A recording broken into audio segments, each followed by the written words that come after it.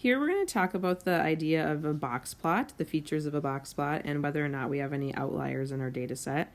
We've already talked about how we find the median and then Q1 and Q3 and also the interquartile range. What we want to do with those values then is find these couple numbers I usually refer to as fences. We take Q1 and we subtract 1.5 times the interquartile range. We take Q3 and we add 1.5 times the interquartile range.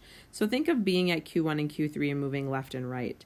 What we then look for is, do we have any data values that fall beyond that? If we have any data values that are to the left of Q1 minus 1.5 IQR or to the right of Q3 plus 1.5 IQR, those are considered to be outliers.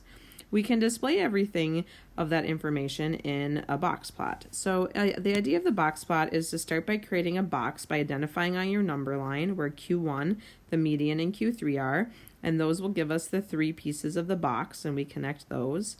And then we want to identify where our fences are. So I've drawn them on this picture at the Q1 minus 1.5 IQR and Q3 plus 1.5 IQR, but you can see I've drawn them as dashed lines because we don't actually draw those in our plot, but we do identify where they are.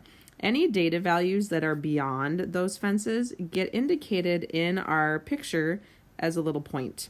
So that would be an outlier. Maybe we have some over here on the right side. Maybe we have some over here on the left side, and you can have multiples. Maybe if you have 3 outliers, you could have like 3 dots out here. And we just place them where they are on the number line.